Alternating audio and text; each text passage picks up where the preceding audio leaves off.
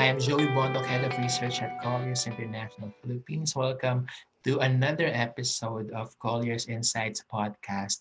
And the industrial and logistics segment is a property sector that has experienced relative stability despite the pandemic and lockdown induced economic delays. Now, to help me understand how the segment performed during the pandemic with me today are my colleagues from the Capital Markets and Investment Services team, Calvin Javiniar. Hi, Calvin.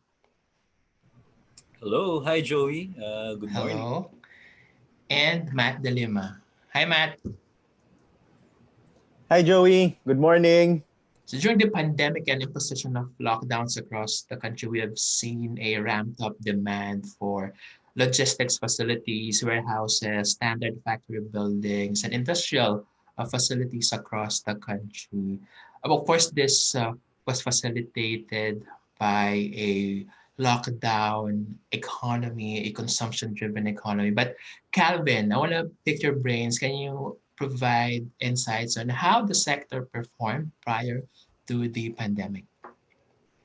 Actually, prior to the pandemic, Joey, logistics demand has always been increasing, and we've seen rapid growth in terms of the logistics sector. This is mainly brought about by the very strong retail sector, and increasing consumer demand, particularly in food supply and manufacturing.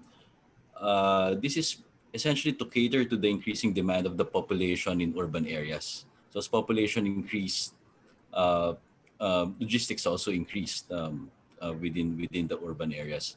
We've also seen the rise of the e-commerce sector pre-pandemic, and that has contributed a lot to the growth of this sector. Okay. Matt, would you like to add a few points on how the sector performed pre-pandemic? Yeah. As Calvin have mentioned, the growth was primarily driven by the consumer goods. If you looked at the previous years, the focus was primarily in Cavite, Laguna, and Batangas, the usual locations where logistics players go to. Before the pandemic hit, you'll see these companies who's venturing into logistics or even FMCGs also expanding in the north.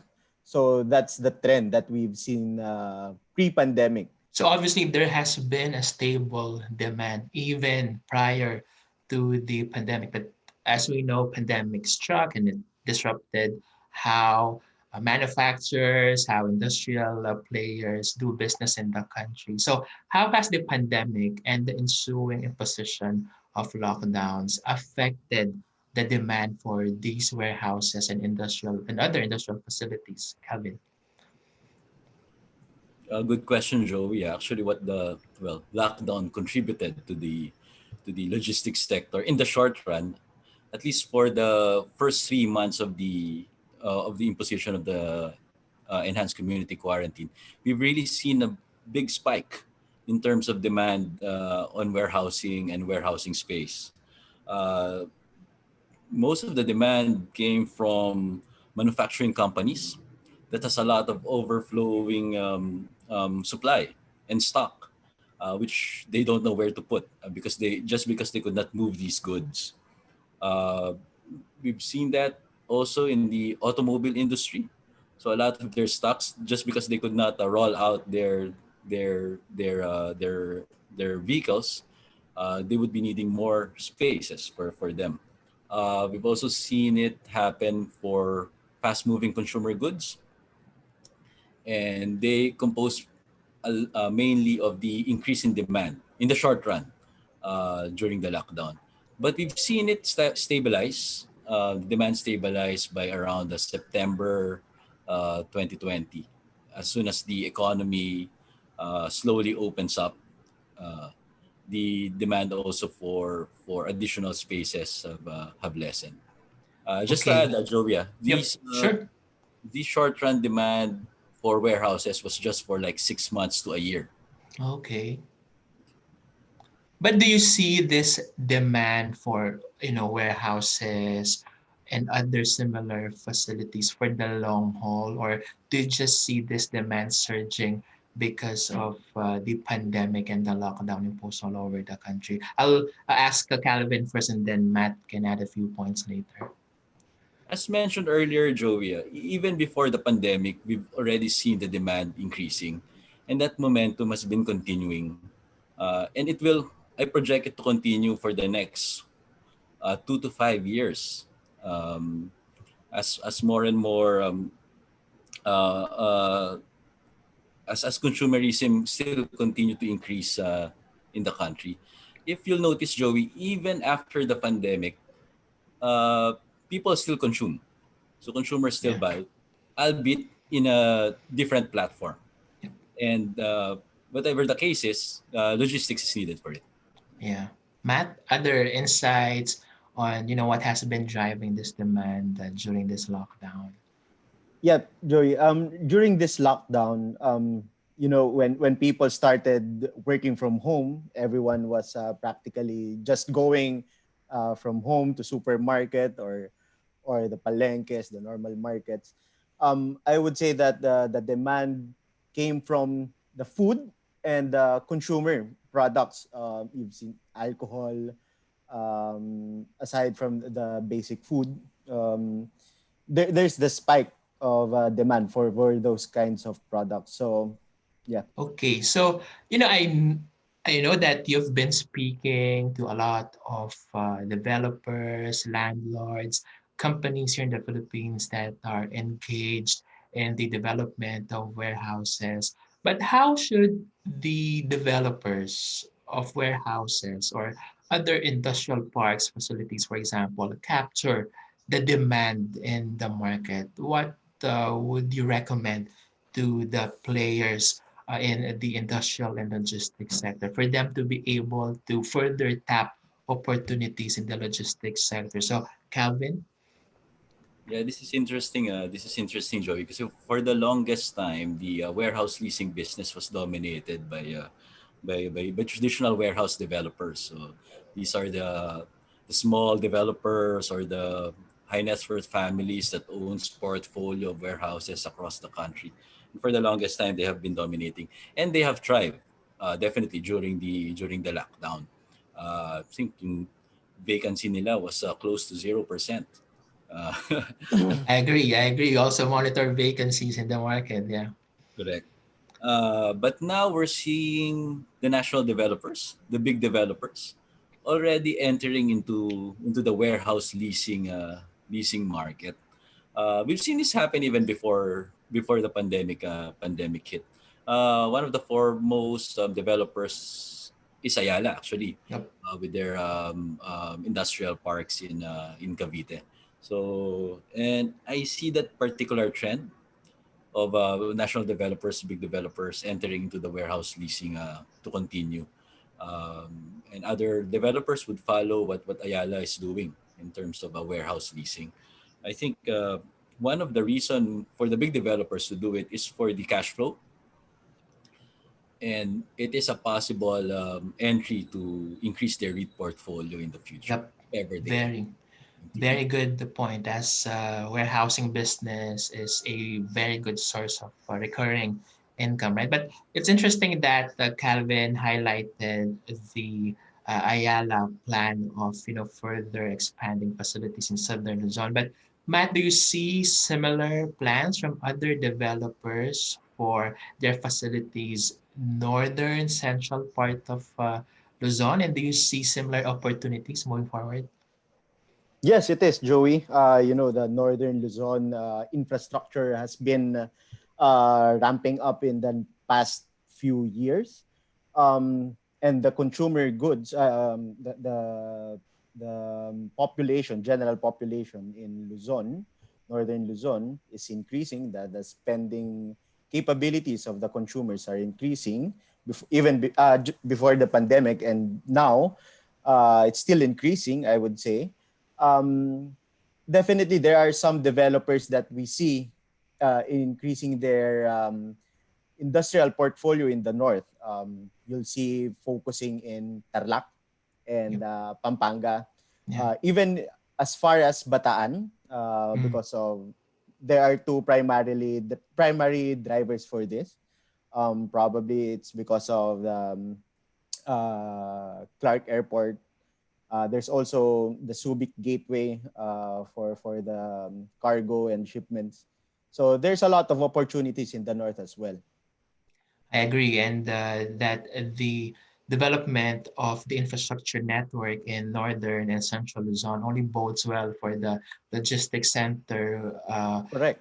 For in northern and central Luzon, we're very excited with the Yes. modernization of the Clark Airport. You have the Skyway 3 recently opening, and there are other key crucial projects in the pipeline that will be completed beyond 2022. So we've talked about the macroeconomy, the consumer lockdown-driven economy. Now I want to delve into specifics, and of course, Matt here has of course, assisted a lot of clients, both developers and locators. So, can you walk us through, Matt, as to how you've assisted your clients, both landlords and locators, the actual users of these industrial facilities and warehouses? I want to understand the specifics of how you assisted them so that our viewers can also get a glimpse of what Colliers does for its clients, both landlords as well as the locators. Okay. First, before the pandemic, during the pandemic, we've seen a lot of locators expanding, even with the pandemic. Um, my advice more is among the landlords, given these locators' preference where to locate. We could advise we had advised the landlords which locations are the primary key market for these clients, especially the e-commerce and the e-commerce related companies, the parcel deliveries. At the same time, what are the specs? What are the specs of the warehouses that they're looking at? So is it about in terms of square meter covered area, the capability to accommodate riders, because the trend right now for e-commerce, there's a lot of bikes, motorbikes. At any given time, maybe you can expect 2,000 motorbikes. So that is practically very crucial for for for landlords and for locators to have a cohesive operations. Um, it's more on what are these locators looking for. Um, Loading docks, dock levelers. Um, you'll be seeing locators asking for a ramp for forklifts, and ventilation. When you go inside a sorting out facility of last mile hub, ventilation is also key. Imagine maybe 50, 20, 50 workers sorting out the purchased goods in the facility. So ventilation and lighting is very key. And uh, yeah, so mostly it's more of what the locators are looking for Yep. in terms of facility. Where are they going, and what are they looking for? So these are potential for landlords. Okay. So my key takeaway from what Matt mentioned is that the traditional warehouse setting just won't cut it, right? In terms of what the locators require at this point, it's a matter of the supply meeting the demand, what the locators Correct. want to be able to reach last mile deliveries and to be more aggressive in this very competitive and cutthroat logistics sector. Now, I want to ask Calvin. Of course, Calvin has provided advice to a lot of developers, the builders of warehouses, and other logistics facilities across the country. What other advice can you give, Calvin, to your clients so that they'll be able to maximize opportunities in a very competitive segment such as the logistics sector? Yeah. Opportunities abound right now when it comes to industrial and logistics and utilization of land. Uh, I think there are trends that developers and landlords should consider moving forward. And one thing is cold storage. I think cold storage would play a relevant part in terms of logistics and industrial development. Uh, right now, with the COVID vaccine coming in, there will be a lot of need for Mhm. cold storages, not only for the vaccine but also food supply. So those are relevant products that would be needing cold storages. Second one would be self storages in city. Uh, that has been a trend that's been going on ever since for the last 5 years. So that is something that I think landowners and developers should consider in terms of building in city logistics facilities. And of course, we've mentioned earlier fulfillment centers and close to the urban areas, logistics hub. I think those are key development concepts moving forward. And for the landlords, they should also start. We can help them actually connect them to the right people who wants to go on to lease warehouse facilities.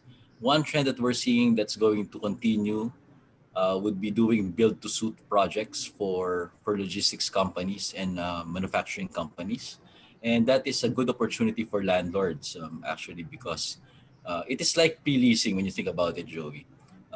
So they get to have a secured tenant able to pay for the next 7 to 10 years, so that's secured income.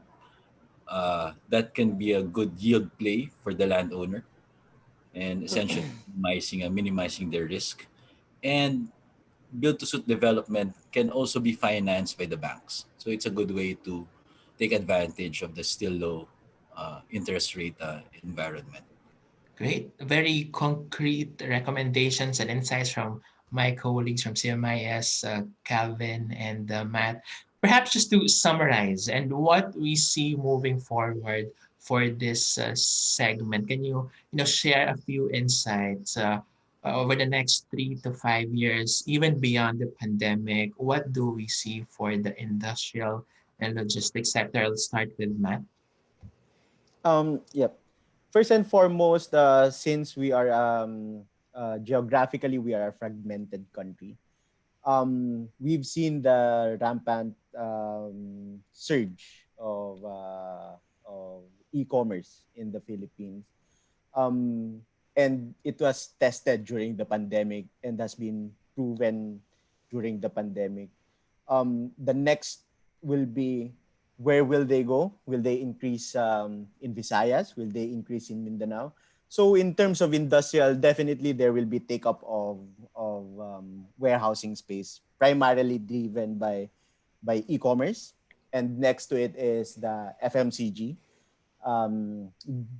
These two industries will take on the warehousing and logistics business into next level industry in the next maybe 2 3 years from now. So it will be an interesting play for developers. They should be keen on strategic locations for key growth centers for these types of companies. So the likes of maybe Cebu, Davao, CDO. Apart from in the north, you'll see Tarlac, Pampanga, even Bataan. So yeah, in terms of expansion, it's I would say it's a bright future for Philippines because it will still increase later on. Thanks, Matt. Exciting prospects for the logistics sector moving forward. For Calvin, maybe to encapsulate what you've discussed and share a few insights on what you see for the logistics sector moving forward, perhaps post-pandemic. Well, I agree with everyone. Logistics will continue to grow. Even if COVID did not happen, the demand for logistics spaces, for warehouses space has always been increasing and always been an uptrend. And I think the trend will continue for a long time. However, the sustainability of the growth of the industrial real estate sector in general, I still feel heavily rely on our ability to be able to attract domestic and global manufacturing companies. So that has always been the key driver for industrial real estate.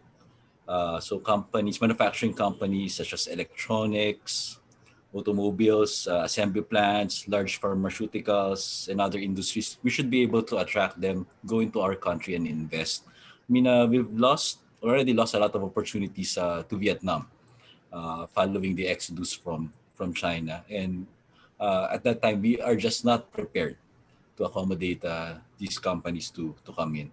I guess for this to happen, Joey, we really need to have a stable and fair incentive program, especially for global locators and global players, and a very transparent tax regime as well. Uh, I also believe that PESA would be playing an important part in the growth of the industrial sector, especially on industrial real estate.